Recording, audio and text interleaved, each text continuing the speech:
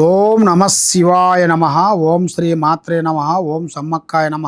ఓం సారలమ్మాయ నమ. జై కొండదేవత. ప్రజలందరికీ నమస్కారము.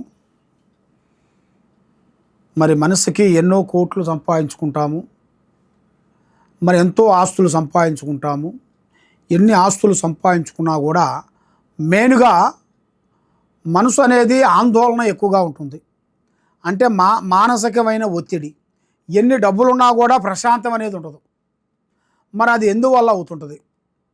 మరి ఆ ప్రశాంతం అనేది ఎప్పుడు వస్తుంది? దానికి ఏం చేసుకోవాలి, ఏ జాగ్రత్త చేస్తే దానికి బాగుంటుంది?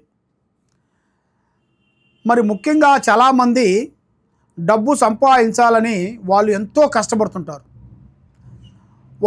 వాళ్ళ దగ్గర డబ్బు లేనప్పుడు తినాలన్న ఒక కోరిక అనేది ఉంటుంది.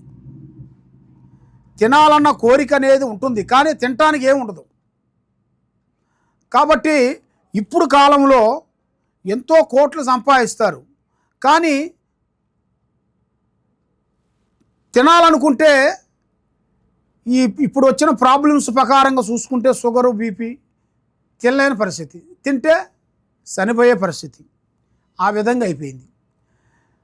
ఇంతకుముందు లేనప్పుడు లేదురా మనకి అని బాధపడ్డాం, కానీ దేవుడు ఇచ్చినట్టుగా ఉన్నది, ఆ ఉన్నదాన్ని తినలేక బాధపడుతుంటారు. మరి ఎందువల్ల? మరి మనిషికి ఎంత సంపాదించినా కూడా ఆందోళన ఎక్కువగా ఉన్నప్పుడు ఆందోళన అవుతుంటుంది, మనశ్శాంతి ఉండదు, మానసికమైన ఒత్తిడి ఇలాంటివి కొన్ని జరుగుతుంటాయి. మరి అలాంటివి జరుగుతున్నాయంటే ఆ ఇంట్లో ఏదో ఒక శాతబడి చెడు ప్రయోగం జరుగుతున్నట్టుకే. కుటుంబంలో కొన్ని ఆరోగ్యాలు బాగోకోకుండా ఉన్నది అంటే మన మీద నరదిష్టి ప్రభావం పడినట్టుకే.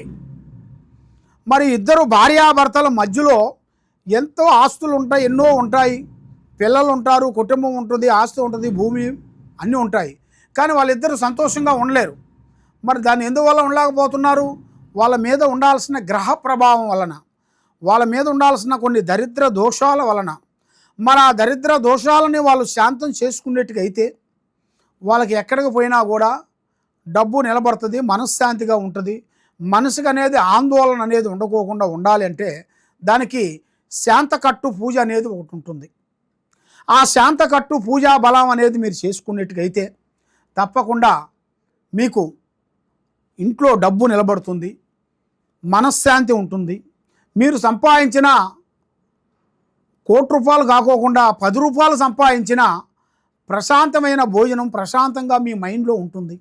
కాబట్టి ఆ ప్రశాంతమైన మైండ్ మీకు ఉండాలంటే మీకు ఆ శాంతకట్టు పూజా బలం చేసినట్టుగైతే తప్పకుండా మీకు ఎలాంటి ప్రాబ్లమ్స్ అనేది ఉండకోకుండా, మీకు పోయే కాడ వచ్చే కాడ ఏ విషయమైనా కానీ ఏ పనైనా కానీ పబ్లిక్ చేయకోకండి.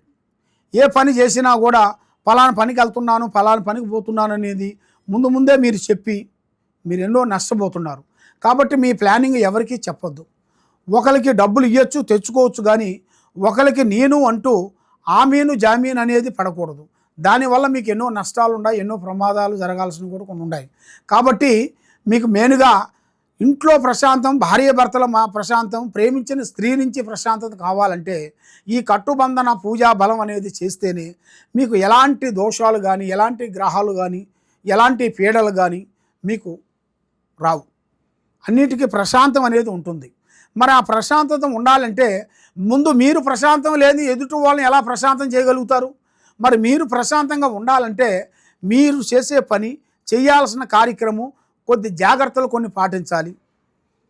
ఆ జాగ్రత్తలు మీరు పాటించుకోకుండా ఏం పర్వాలేదులే, భగవంతుడు ఇచ్చినట్టుగా నాకు అన్నీ ఉండాలి అనేట్టుగా మీరు కొంచెం మూర్ఖంగా ఆలోచించి మీరు లేట్ చేసినట్టుగా దానివల్ల మీకు ఎన్నో ప్రమాదాలు జరిగే మార్గాలు కనబడుతున్నాయి.